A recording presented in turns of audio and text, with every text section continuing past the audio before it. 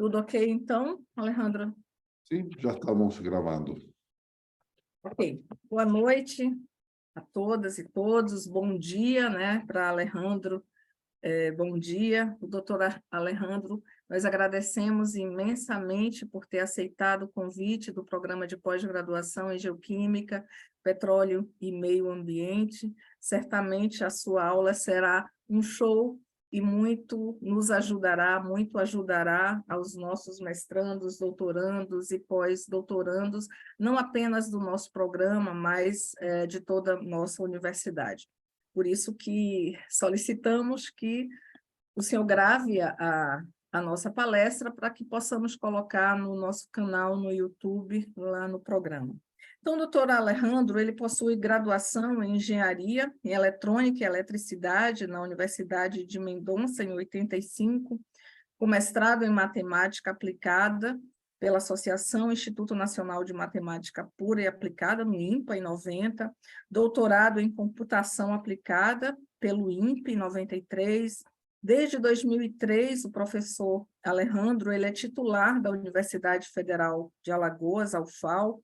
Suas principais linhas de atuação são análise de dados, processamento e análise de sinais e imagens, modelagem de sistemas complexos e estatística computacional.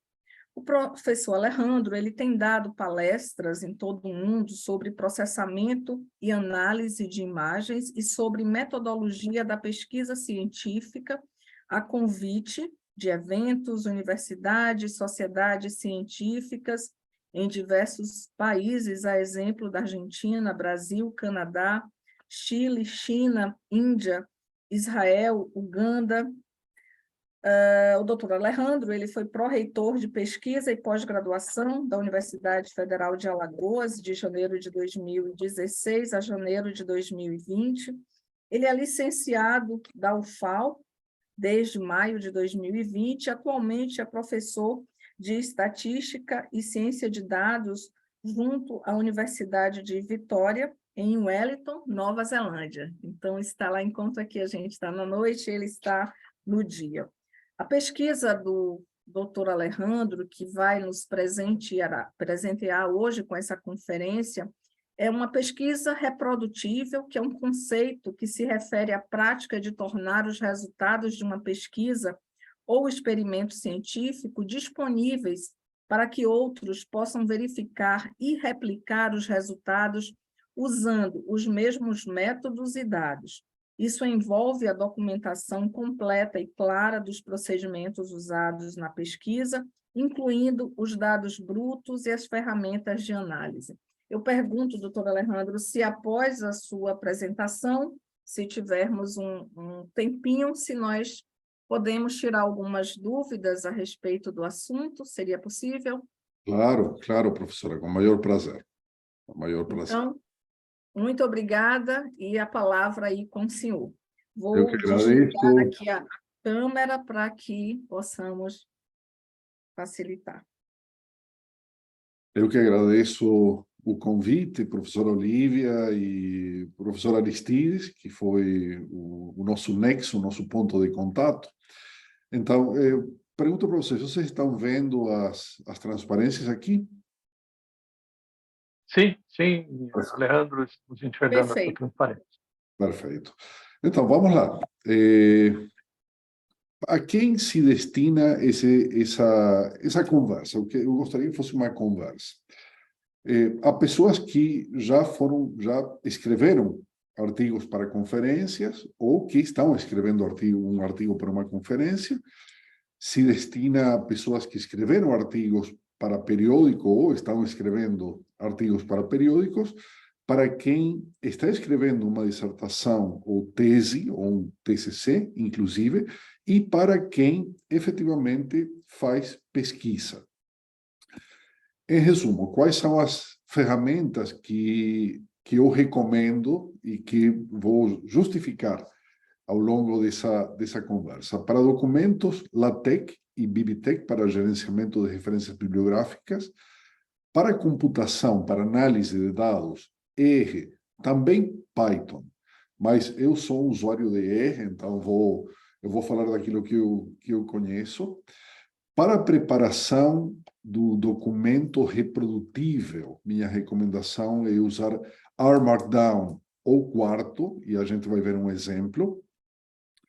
Qualquer tipo de mapa mental, eu acredito que os mapas mentais sejam uma ferramenta extremamente poderosa, em particular eu uso.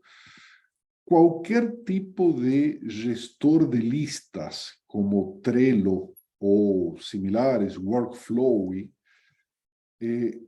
alguma ferramenta para corrigir o nosso inglês, que aqui acho que ninguém escreve inglês de forma nativa, então eu recomendo usar uma ferramenta para corrigir, para melhorar o nosso inglês, e, claro, alguma plataforma Git para garantir a reprodutibilidade do nosso trabalho.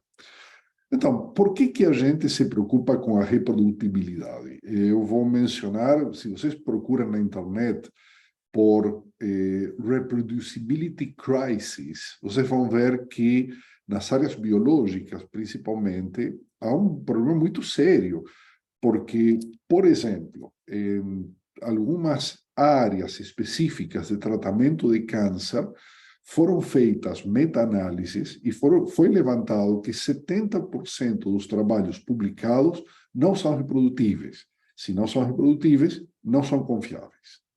Então, estamos falando 70% de trabalhos que lidam com tratamento de câncer. É preocupante. Então, diante dessa preocupação, o que a gente pode fazer? Como é que a gente pode trabalhar para melhorar a nossa pesquisa? Então, vamos nos colocar numa situação típica. Vocês tiveram um artigo aceito numa conferência e vocês sentem a necessidade, o estímulo de publicar em um periódico, transformar esse trabalho em um trabalho para periódico. Por que isso? Bom, claramente a CAPES pressiona para ter artigos em periódicos. E é uma pressão que faz sentido. A gente poderia debater se é justa, se é injusta. Existe. Ela existe. Estamos aqui com a coordenadora de pesquisa da universidade. Eu acho que a professora Olivia não vai discordar de mim quando eu digo que a gente tem que publicar em periódicos. A gente sente essa pressão, mas somos pesquisadores. E, poxa vida, somos parte de ser pesquisador é de sentir orgulho de ver o nosso trabalho publicado e discutido. Vamos chamar isso de narcisismo, vamos simplificar um pouco, mas tem a ver um pouco com esse orgulho que a gente sente daquilo que a gente faz. Mas eu acho que se vocês já passaram por esse processo de ter um artigo publicado em conferência, vocês sabem que esse artigo não está 100% completo. Esse artigo pode ser melhorado, e essa é a melhoria que a gente tem que levar para o trabalho para publicar em um periódico. Então, vamos ver como fazer isso. Em resumo, a quem se destina essa apresentação?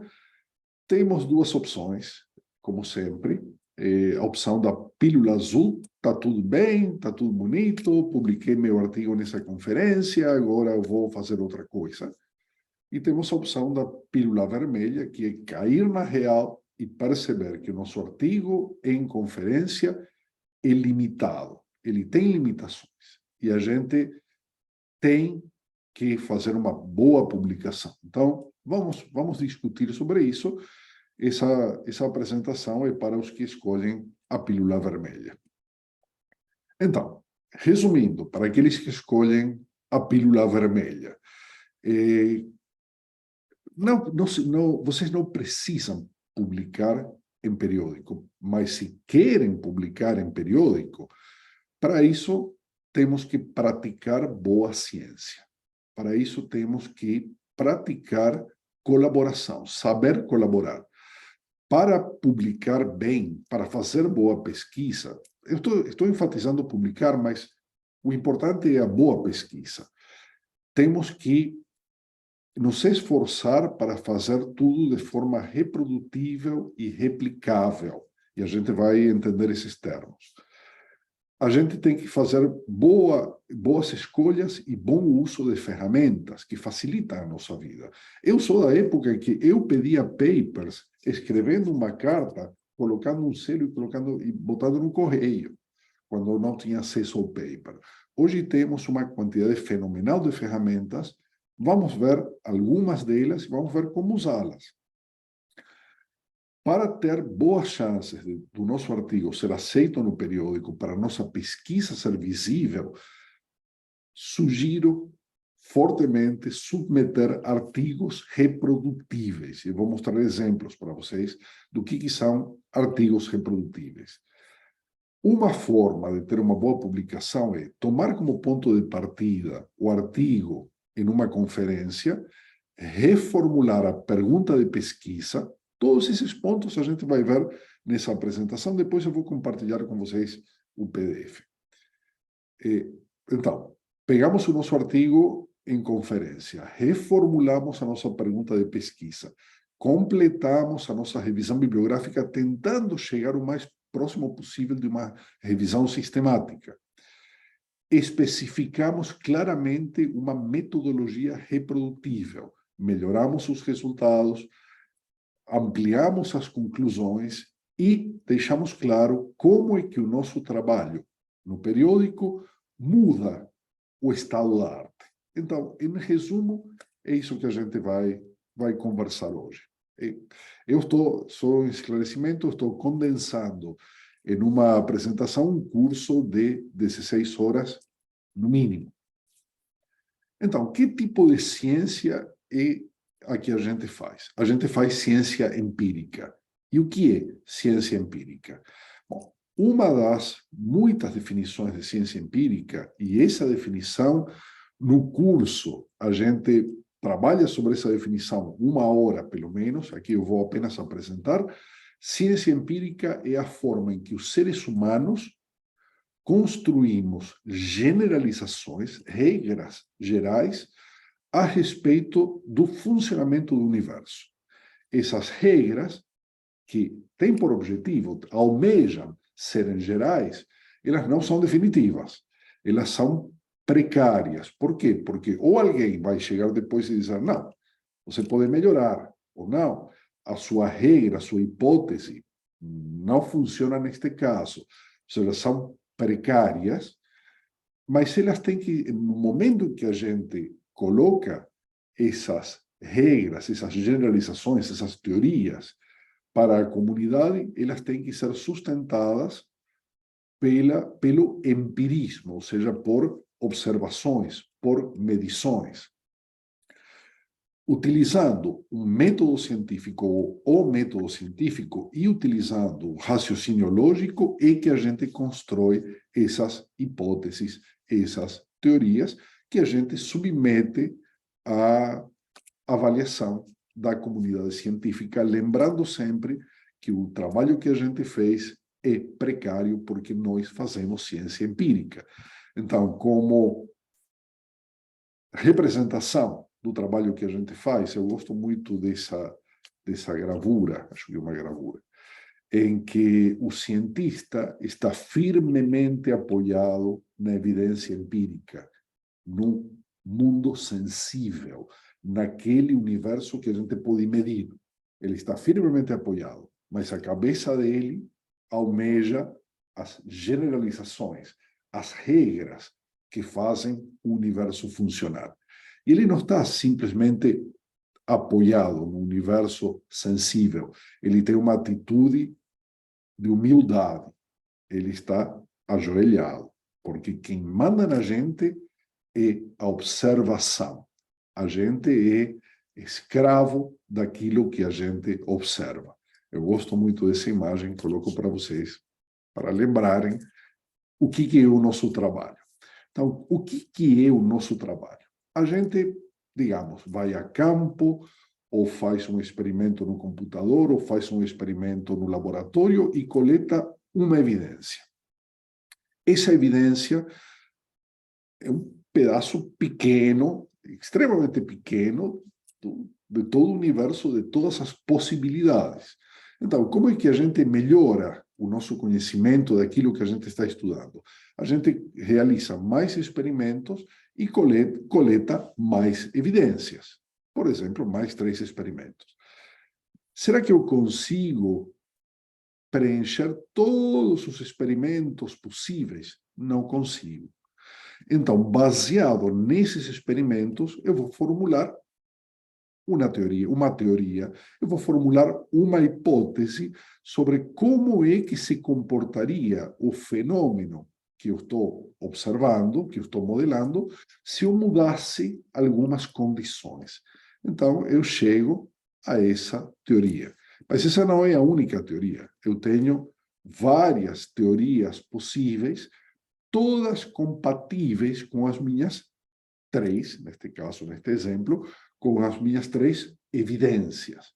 Então, como cientista, eu tenho uma diversidade de possibilidades teóricas para explicar o fenômeno que eu estou observando. O que eu faço? Se eu ficar apenas com esses 3 pedacinhos de evidência, eu não tenho muito para onde correr. Qualquer uma dessas teorias é plausível. O que eu faço? Eu coleto mais evidências. Eu comecei com esses 3 pontos de evidência, coleto, por exemplo, mais 2. O que acontece com esses mais 2 pontos e as teorias que eu tinha formulado? Bom, nenhuma dessas teorias é compatível com os meus novos pontos de evidência. Somente sobraram 2 teorias possíveis. Dessas 2 teorias, qual é a mais interessante? Sempre a mais simples. Sempre a teoria mais interessante é aquela que, sendo compatível com as minhas observações, é a mais simples. Ou seja, se eu tiver a tentação de incluir o signo do zodíaco do meu vizinho, da pessoa que trabalha comigo no laboratório, na minha teoria, é uma tentação, mas eu tenho que evitar cair nessa tentação. Eu tenho que evitar colocar elementos que tornam a minha teoria complexa em excesso. Bom, então a gente fica com essa teoria. Essa teoria usa a menor quantidade possível de suposições, e essa teoria, em princípio, explicaria todos esses fenômenos que eu não observei. Ela deveria funcionar. Essa teoria é a verdade? Bom, do ponto de vista epistemológico e em ciência empírica, a gente nunca alcança a verdade. Nunca. A gente vai construindo teorias cada vez mais aprimoradas, mas a verdade está fora do nosso alcance. Isso é uma questão filosófica, epistemológica. A verdade é sempre mais elegante, mais simples, mais completa, mas a nossa teoria tenta chegar lá. Então, o que a gente tenta fazer é arredondar a nossa teoria, deixá-la cada vez mais redondinha, mais próxima do que seria a verdade. E como é que a gente comunica essa nossa teoria? Bom, vamos ver o ciclo da produção do conhecimento científico. O ciclo da produção do conhecimento científico começa com o nosso desejo de entender a natureza. Só que a gente não tem acesso direto à natureza. A gente mede a natureza ou registra a natureza através da nossa percepção, nossos sentidos, nossos instrumentos e o nosso paradigma, a forma em que a gente pensa. Eu tenho cooperações e trabalho muito com pesquisadores chineses. Eu garanto para vocês, eles têm um paradigma diferente. Mesmo sendo cientistas, mesmo tendo formações parecidas, temos formas de pensar diferentes. Tanto os instrumentos quanto o nosso paradigma, quando se juntam, eles nos fornecem fenômenos. Fenômeno é aquilo que a gente mede. Aí a gente começa a mudar pequenos detalhes do nosso experimento, os fatores do nosso experimento, e produz um conjunto de observações controladas. A gente registra, a gente faz pequenas mudanças, lembram os pontinhos, a gente faz as observações controladas. Quando a gente coleta um número suficientemente interessante de observações controladas, a gente consegue desenhar os traços, a gente consegue formular hipóteses. Essas hipóteses têm que ser contrastadas com mais observações controladas. Vejam que esse ciclo é sempre realimentado, sempre volta para trás. Em algum momento a gente tem hipóteses que funcionam. Então a gente está em condições de dizer, tá bom, eu consigo fazer uma generalização para fenômenos que eu não observei, que provavelmente eu não consigo observar, mas se essas generalizações são compatíveis com as minhas hipóteses, se essas hipóteses são compatíveis com as minhas observações, eu tenho chances dessa generalização ser valiosa, ser interessante. O que eu faço? Se verifica e se valida. Como? Idealmente, alguém que não trabalhou comigo faz a verificação, faz a validação, ou eu coleto totalmente novas informações, novas medições. Quando está todo esse ciclo aqui, fenômenos, observações controladas, hipóteses, generalizações validadas e verificadas, quando tudo isso está funcionando, escrevo o meu artigo e mando para publicar. Encerra por aí? Não. A produção científica é produção de novo conhecimento. Então, a ideia é que a gente publique para que esse novo conhecimento se dissemine, seja discutido, seja colocado à prova pela comunidade. E, para o nosso lado narcisista, coletar citações. Bom, uma vez que o nosso conhecimento ha sido disseminado, discutido e validado por outros, a gente pode dizer que produziu um novo conhecimento que serve para entender um pouco melhor a natureza. Esse é o ciclo completo. Um artigo em conferência faz isso. Um artigo em conferência registra alguns fenômenos, faz algumas observações controladas, os traços representam a falta de tempo, a série de limitações que os artigos em conferências têm. Eu vou formular hipóteses, mas não vou conseguir verificá-las a fundo, vou formular generalizações, a mesma coisa, não consigo voltar totalmente, verifico e valido para não escrever uma barbaridade, escrevo e publico numa conferência.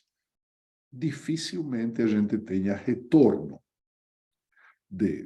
sólido daquilo que a gente apresenta numa conferência por limitações. As conferências são o ponto de encontro de pessoas.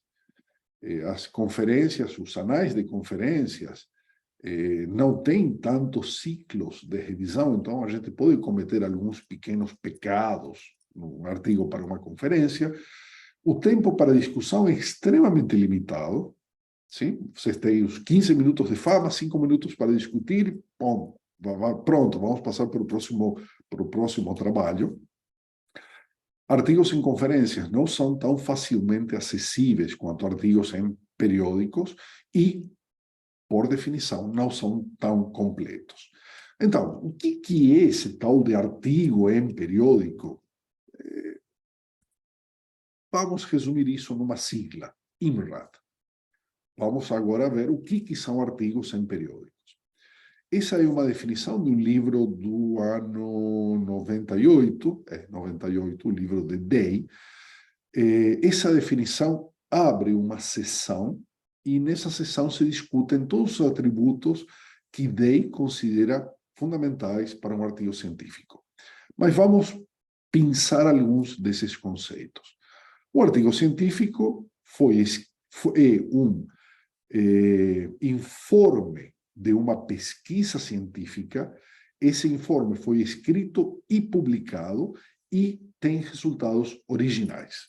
Vejam essa primeira frase. pesquisa científica, um informe escrito e publicado, e dentro dele tem originalidade, tá? Tem coisas novas. Essa definição, que cabe numa frase, ela tem que ser detalhada, tem que ser qualificada. E é isso que a gente vai discutir, tirando, a gente não vai discutir a parte da ética, procedimentos de publicação, eu vou me concentrar no essencial nessa conversa com vocês. Escrito de uma certa forma significa que a gente tem que, sugestão agora, sugestão forte, partir. Quando vocês têm o cursor piscando na tela e vão começar a escrever o artigo, escrevam seção, introdução, seção, metodologia, seção, resultados, seção, discussão ou conclusões. Essa é a estrutura clássica de um artigo científico. Ela vem de Pasteur, ela tem mais de 2 séculos de história e funciona muito bem.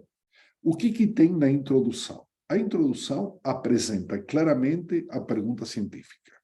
Na introdução, a gente faz a análise da literatura. Tudo isso a gente vai detalhar nas próximas transparências. Na introdução, a gente apresenta as hipóteses, os fundamentos do nosso trabalho. Na introdução, a gente dá uma ideia muito breve, 3 linhas, 5 linhas, sobre o tipo de metodologia que a gente usa, e faz a mesma coisa com os resultados. 3 linhas, é uma coisa super breve, antecipando os resultados.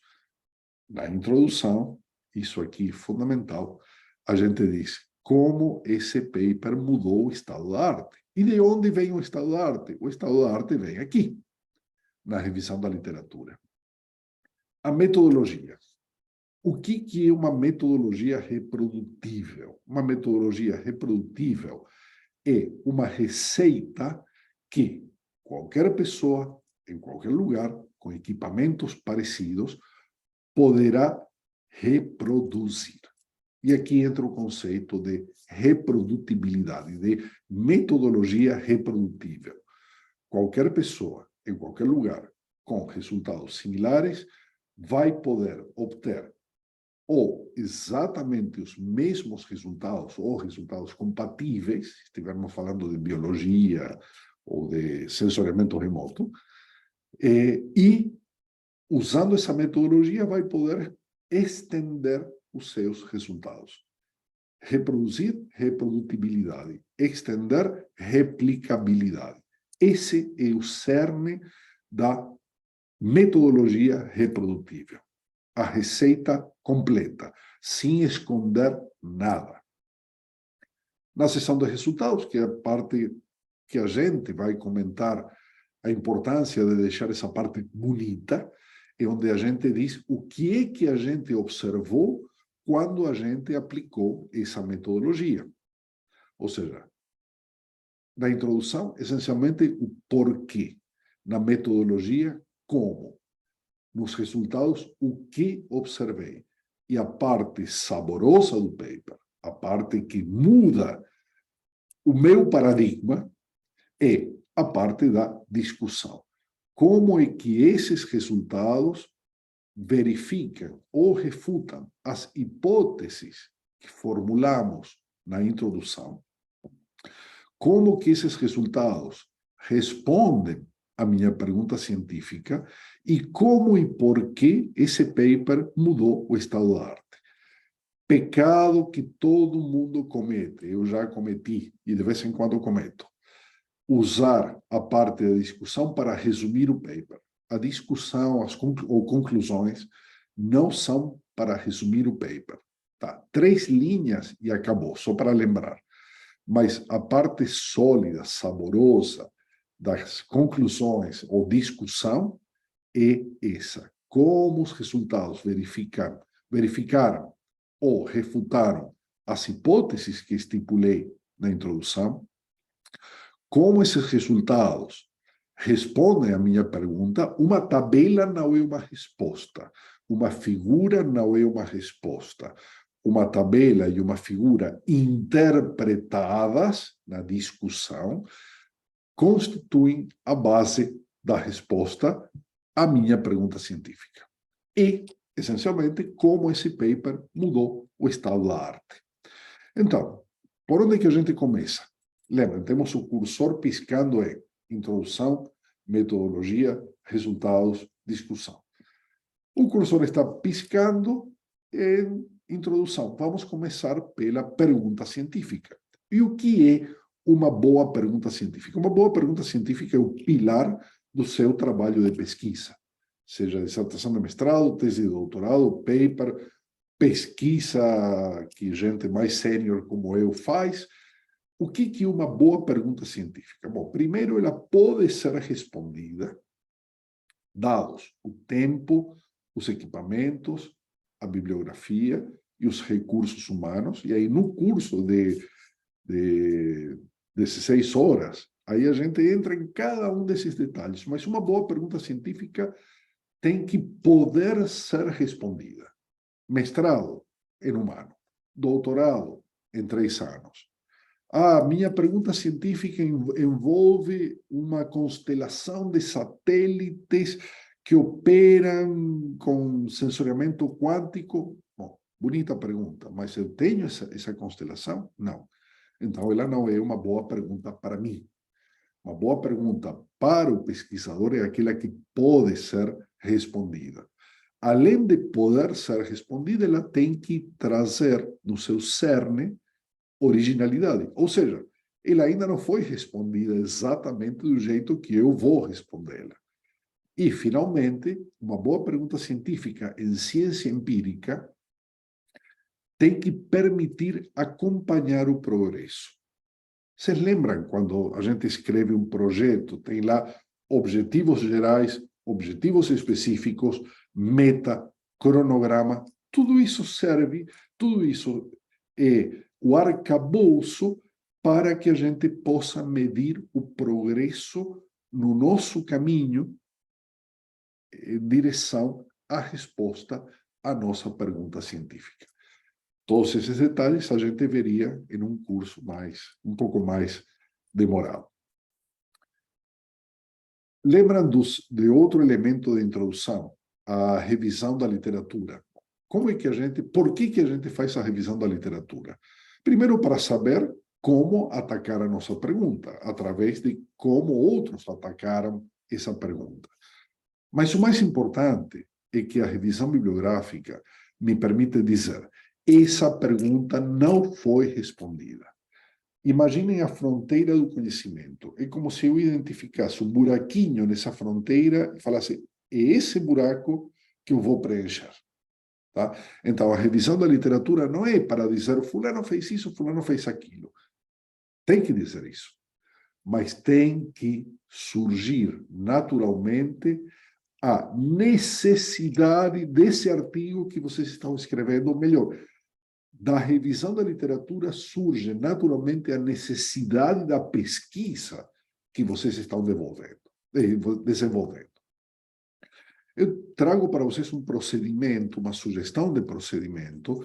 Eu não vou detalhar, vou passar rapidamente, fica nas transparências, mas a ideia é: o orientador de vocês vai ajudar a formular uma pergunta científica. Junto com essa pergunta científica, o orientador de vocês vai dizer: esse paper é fundamental. Vai passar para vocês um paper publicado em um periódico, indexado no Web of Science. Não, meu orientador me passou um relatório técnico que ele escreveu há 25 anos. Fujam. O orientador tem que lhes passar um paper publicado em um periódico indexado, e esse paper vai ser o artigo base, o artigo fundamental. Aí vocês identificam esse artigo no Web of Science. Acredito que todo mundo aqui sabe usar o Web of Science. Para isso que a gente tem o portal da CAPES, gente, uma maravilha. Localiza esse artigo no Web of Science. Encontram os artigos citados por esse artigo fundamental, ou seja, vocês olham para o passado desse artigo fundamental. Refinam essa lista de todos os artigos que esse seu artigo citou. Refinam como? Através de perguntas que vocês estipularam a priori. Essa é a metodologia de uma revisão sistemática. Tá? Eu vou dar o ponteiro, não vamos ver isso agora, ocuparia umas 4 horas. Mas vocês têm uma lista, refinam essa lista. Agora, cada elemento dessa lista se torna o seu artigo base. Ou seja, vocês vão para o primeiro artigo dessa lista e veem qual é o passado desse artigo. Pegam todas essas referências, refinam. Para cada uma delas, voltam para trás. E aí, quando acabaram, voltam até o início, passam para o segundo artigo. E aí vocês devem estar pensando, não, esse sujeito está louco, isso leva muito tempo. Leva muito tempo, mas vocês almejam serem cientistas. Então, esse é o trabalho que a gente tem que fazer para começar. E a gente ter até esgotar todo o passado do nosso artigo base, do nosso artigo pilar. Acabou? Não. Aí, lembrem, temos o nosso artigo base, nosso artigo pilar. Aí a gente, usando o Web of Science, olha para o futuro desse artigo. Quem citou esse artigo? E repetem essa técnica. Refina a lista, tratam cada artigo da lista como se fosse o artigo fundamental e iteram até a convergência. Ufa, eu fiz isso. 2 meses de trabalho. Agora estou satisfeito. Acabou a minha revisão bibliográfica? Negativo. Repetem esse procedimento pelo menos toda semana. É um investimento de tempo? Sim. Eu falo para os meus alunos de doutorado. Se dediquem os primeiros 2 meses em dedicação exclusiva, 8 horas de trabalho por dia, a fazer o levantamento bibliográfico. Uma vez que vocês têm esse levantamento bibliográfico, é só refinar. Aí é um trabalho bem mais tranquilo. Qual é a ferramenta que eu recomendo para vocês? Fora o Web of Science, que é fundamental. A ferramenta que eu recomendo é o JabRef, como todas as ferramentas que eu vou mencionar, gratuita, multiplataforma, muito boa. Ela, inclusive, ajuda a vocês fazerem esse refinamento das listas de artigos. Eu preciso ir em frente nas transparências. Nas transparências são todos links. Vocês podem clicar e baixar o JabRef. O que é uma boa revisão da literatura? Uma boa revisão da literatura é auditável. O que isso significa? Vocês chegam na defesa, vocês começam a apresentação da sua tese de doutorado e um membro da banca levanta a mão e diz: pode parar por aí porque seu trabalho já foi feito. Como assim já foi feito? Ah, sim, já foi feito. Como? Onde? Onde ele foi publicado? Aí vocês podem dizer: eu fiz a minha revisão bibliográfica desse jeito. Onde está o erro para eu não ter encontrado esse artigo que você disse que fez o que eu estou propondo aqui? Então, é auditável, é reprodutível. Qualquer pessoa pode refazer a sua revisão bibliográfica e obter essencialmente os mesmos resultados. E é extensível. Usando, por exemplo, o JabRef, vocês só vão acrescentar novos trabalhos. Então, qual é o segredo? Guardar toda a informação relevante em um documento web, no Google Docs, dia tal, usei, dia tal, usei essas palavras-chave, essas bases de dados, tais e quais periódicos, quais foram os meus critérios de inclusão e de exclusão. Fazendo isso, seriamente, de forma dedicada, vocês vão estar assim, de perto de uma revisão sistemática que são extremamente valiosas. Voltando ao título da nossa palestra, o que é pesquisa reprodutível? E aqui vou me apoiar em um dos autores mais importantes da computação, que é o professor David Donoho. Ele diz: um artigo sobre ciência computational science, ciência computacional, em uma publicação científica, não é a pesquisa. Vocês têm que lembrar que o paper não é a pesquisa. O paper é a propaganda da pesquisa. A verdadeira pesquisa é todo o processo de desenvolvimento de software, ou dos processos laboratoriais, ou dos processos observacionais, ou todos eles juntos, o ambiente computacional e, por exemplo, o código que gera as figuras. Por quê? Porque esse é outro problema sério em biologia, principalmente, artigos que pegam o Photoshop, editam as figuras para forçar conclusões que não são válidas. Então, se vocês registram tudo, vocês estão perto de um artigo reprodutível. Eu dou para vocês um exemplo. Vocês mandam um artigo para um periódico e nele uma figura que foi feita no Excel. Aí o revisor manda perguntar: como foi feita essa figura? Vocês vão responder o quê? Cliquei aqui, peguei esses dados, aí cliquei depois aqui, mudei aquilo, puxei. É praticamente impossível você relatar a forma em que você construiu o seu gráfico. E esse seu gráfico é fundamental. Então, como que você faz um gráfico reprodutível? Você dá as instruções, o código com que você gerou as figuras. Para que serve, qual é outro pilar da pesquisa reprodutível? A pesquisa reprodutível nos permite voltar atrás no tempo. Eu acho que todos nós já cometemos erros na nossa pesquisa, bagunçamos com o nosso código, bagunçamos com o nosso laboratório. A pesquisa reprodutível permite voltar atrás. Dizer, não, tudo isso que eu fiz semana passada é uma baboseira, vou jogar fora, volto para o dia anterior e começo de novo.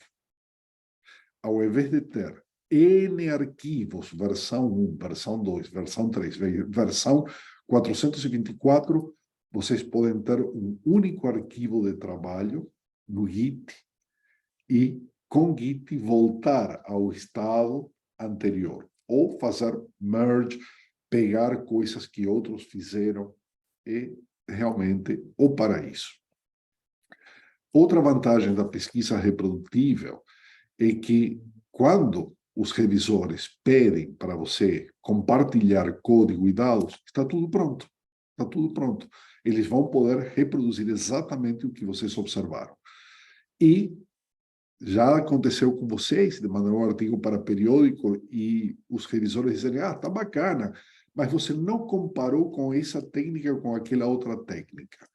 Se essas técnicas foram feitas de forma reprodutível, vai ser praticamente trivial fazer essas comparações. Então, é valioso, é uma metodologia valiosa. Como fazer o trabalho bonito, apresentável? Então, a minha forte recomendação é utilizar LaTeX e BibTeX para gerenciar as referências bibliográficas, toda essa revisão bibliográfica que vocês fizeram.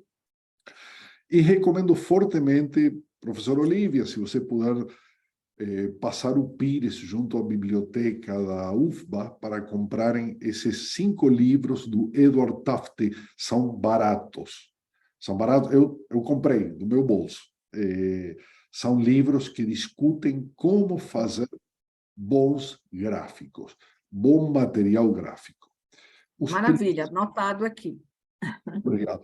Os princípios de Edward Tufte são: mostre os dados. Não esconda nada. Mostre os dados. Guie o observador, o leitor, em direção à essência dos seus resultados, mais do que a metodologia. Lembrem, os gráficos estão na parte de resultados. Não perturbe o leitor com método. Guie o leitor em direção aos resultados. Evite distrações. Se você tem que apresentar números, use bem o espaço, não exagere com tamanho de números e texto. Se você compatibiliza, por exemplo, datas, que os eixos horizontais contem a história. Por exemplo, você observou o ano número 1, ano número 2, não teve nada, o ano número 3 observou alguma coisa. Então, deixe um espaço em branco. Deixe que visualmente seus dados falem. Facilite a comparação de diferentes partes dos dados, revele em diferentes níveis de detalhamento, tenha um propósito. Para que serve esse gráfico? Esse gráfico vai contar uma história, ele resume uma tabela e uma decoração. Então, um truque é essa última frase. Coloque o gráfico no seu monitor e conte a história que esse gráfico quer contar para alguém. Se essa outra pessoa, sem ter lido o texto, conseguir entender aquilo que você fala olhando o gráfico está bom.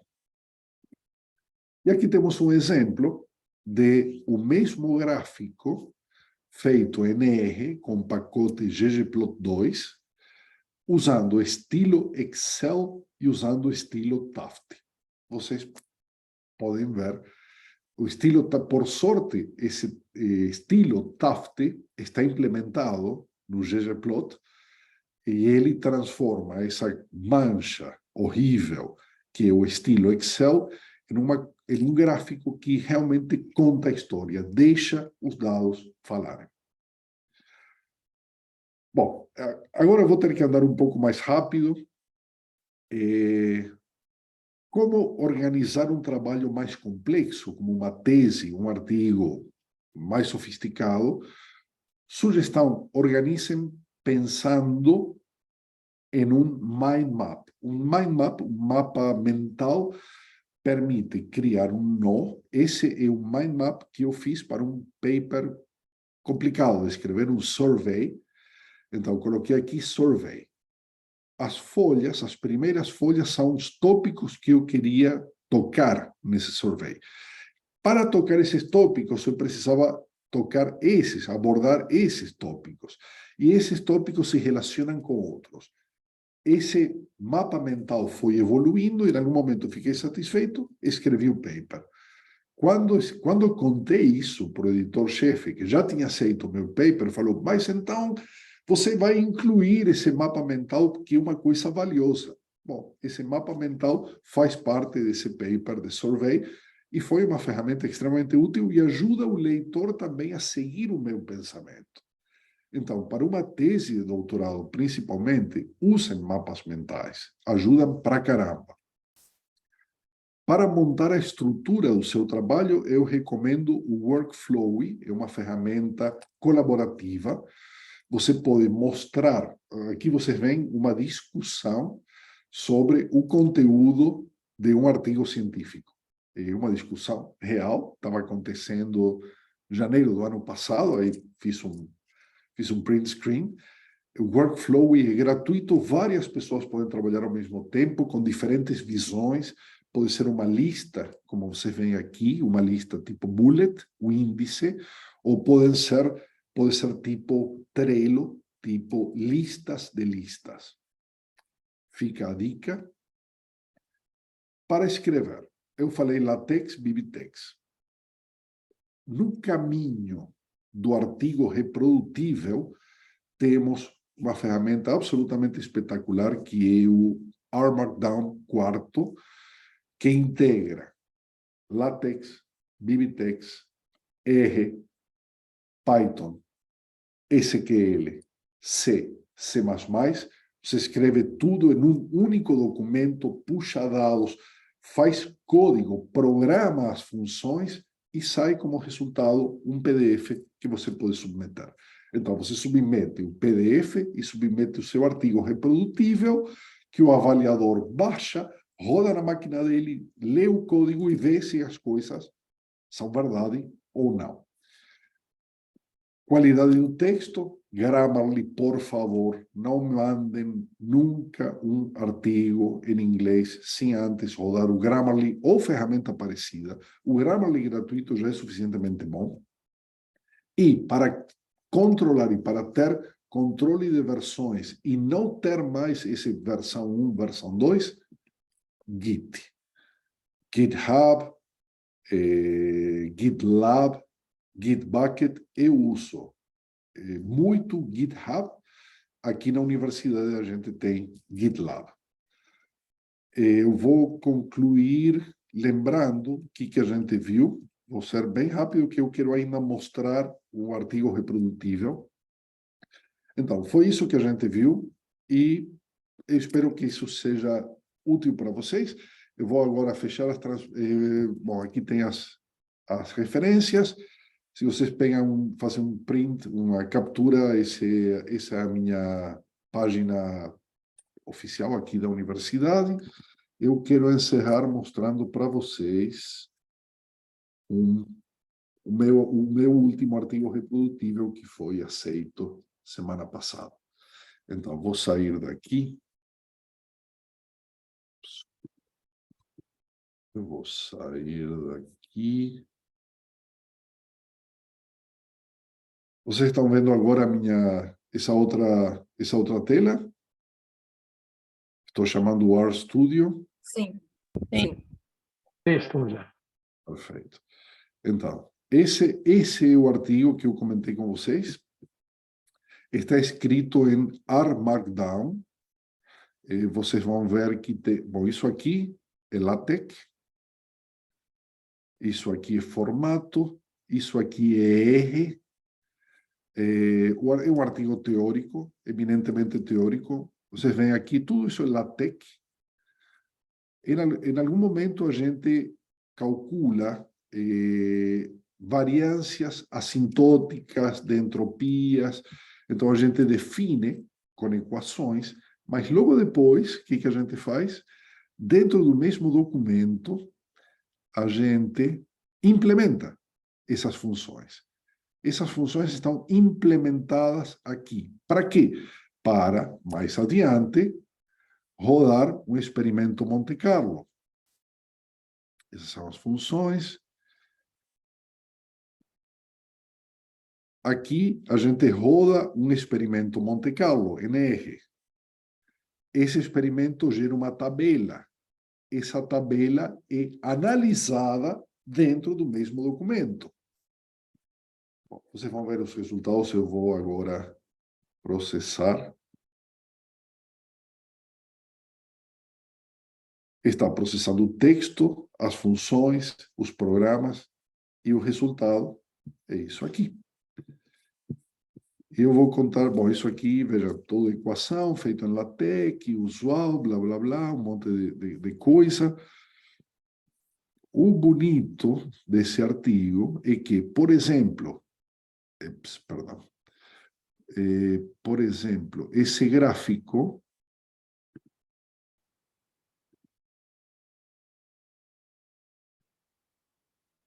esse gráfico não foi lido. Esse gráfico não está armazenado em lugar nenhum. Esse gráfico é feito no código que gera esses dados. Essa tabela não foi digitada em lugar nenhum. Essa tabela é o resultado de analisar os dados de uma simulação. Esse gráfico também não foi gerado, eu não leio um PDF. Esse gráfico é gerado dentro do documento. Então, se o avaliador quiser mudar alguma coisa para ver se estou trapaceado, ele vai mudar e o gráfico vai mudar. Essas tabelas não foram lidas, foram geradas dentro do documento. E assim por diante. E as referências bibliográficas foram geradas com Bibitec. Então, gente, era isso que eu queria contar para vocês. Temos ainda tempo para conversar. Obrigado pela paciência. Eu vou aproveitar, enquanto vocês se recuperam do susto, para colocar aqui. Deixa eu ver se eu consigo. Eu vou mandar por e-mail para a professora Olívia as transparências, acho mais fácil. Professora Olívia, continuamos gravando ou essa parte já não se grava? Podemos gravar. E aí, se for o caso, depois a gente faz alguma limpeza. né? Isso. Então, em primeiro lugar, agradecer mais uma vez imensamente, Alejandro, foi sensacional, assim, 50 minutos, 40 minutos da tua apresentação nos abriu, né, uma imensidão de possibilidades. Eu imagino um dos cursos de uma semana em que você tem realizado, né? Ah, vai pancar. Então, vamos abrir aqui primeiramente para nossos discentes, né? Certamente, quando essa apresentação ficar no nosso site lá do programa, certamente vão surgir algumas dúvidas, e aí, na medida do possível, quem sabe você as tira, né, de forma remota. Mas, em primeiro lugar, deixa aí para nossos alunos. Gilson, Jade, quer fazer alguma pergunta? Estou citando esses que eu sei que estão escrevendo artigo, hein? Olá, Gilson.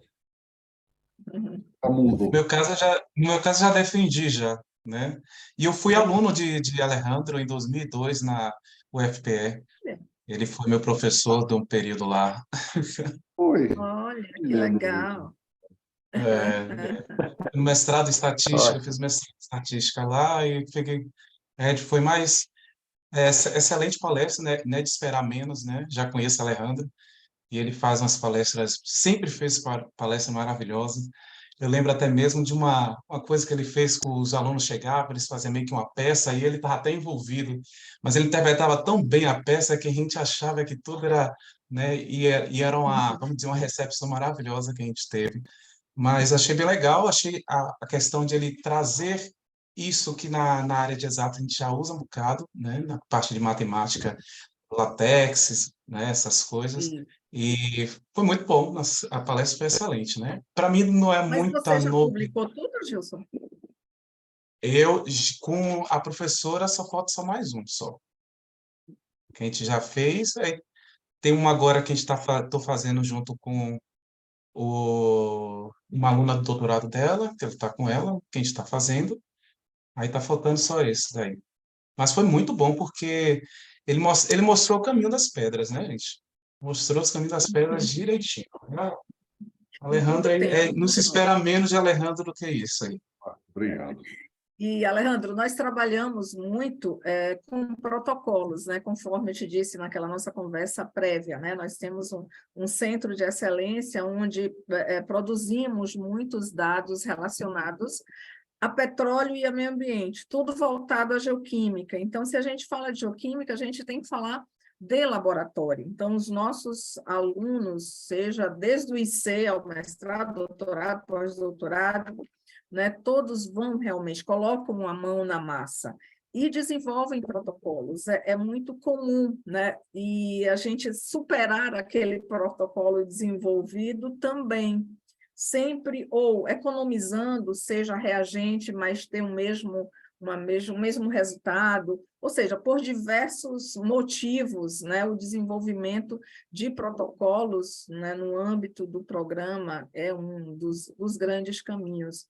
E aí, claro, a gente fala em protocolo que fala lá em química, em estar na bancada, em reagentes e tal. Aí depois tem todo uma preparação dos artigos, né? Pegar esses resultados e escrever os artigos. E aí vem um outro aluno, né, que também tem um projeto talvez similar, né? Então ele vai pegar aquele protocolo desenvolvido pelo colega e vai tentar adaptar, né, a sua nova ou bacia ou a sua nova área de trabalho. E, sim, às vezes ele vê a necessidade de modificar aquele protocolo. Enfim, então eu vi que a tua palestra pode auxiliar muito, né, nesse desenvolver e nessa mudança de protocolo. Jade já está também adiantada. Gostaria de perguntar alguma coisa, Jade? Olá, boa noite. Então, na verdade, não seria mais perguntar, seria que assim, eu tenho um pouco de relutância para usar o látex, mas depois dessa palestra realmente eu vou me concentrar e procurar aprender melhor a desenvolver essa ferramenta. Depois da palestra do senhor, realmente eu vi que era muito melhor mesmo usar essa ferramenta de escrita. Quer ver outra coisa que ele falou bastante? Mapa mental. Não é isso que vocês falam que o professor Joil diz, tudo do professor Joil é com mapa mental. Está vendo a importância? Alejandro citou até ele ter colocado um mapa mental num artigo, o quanto isso fez, né, como positivo lá para o editor saber como ele seguiu até chegar o caminho.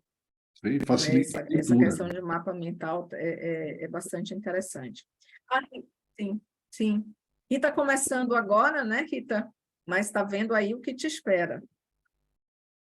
Maravilhosa a palestra. Só agradecer também. Muito boa. Obrigado, obrigado. Obrigada. Júlia Greg, só uma pergunta. Pérez. Como posso fazer uma pergunta, professor? Pode, claro, Aristides. Então, vamos lá. O senhor demonstrou aí, principalmente nessa última parte da palestra, né, o poder do R Markdown, né, dessa ferramenta, em você poder concentrar, né, toda a metodologia, toda a estrutura, né, da sua pesquisa e você ter toque de dedo como resultado o seu artigo já totalmente estruturado e pronto. Aonde a gente pode conseguir mais informações sobre como utilizar o R Markdown, como trabalhar com esse software que é muito poderoso, mas né, precisa conhecer um pouco mais. O R Markdown, ele, na verdade, ele evoluiu para uma plataforma maior, chama Quarto. Eu continuo usando o R Markdown porque eu conheço razoavelmente bem. R Markdown serve para escrever uma grande diversidade de documentos. Por exemplo, blog. Você pode ter o seu blog pessoal feito em R Markdown, ele exporta diretamente para a web. Sítio web, ele faz diretamente, etc, etc, etc. Livros. R Markdown tem estilos prontos para você escrever livros, ele vai gerar o PDF, o HTML, o EPUB, etc, etc.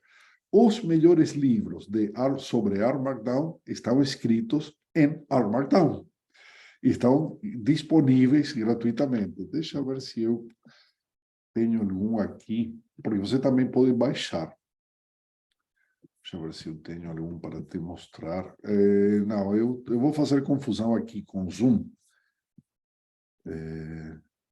Achei. Só um instante. Eu já te digo. Estou abrindo o meu JabRef.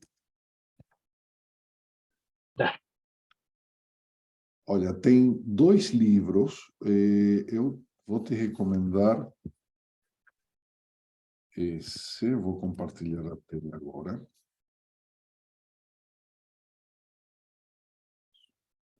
Pela Zoom. Screen. Esse. Eu gosto muito desse livro. É o que eu uso o tempo todo, mas eu não uso o livro. Eu uso o site, que foi produzido com R Markdown.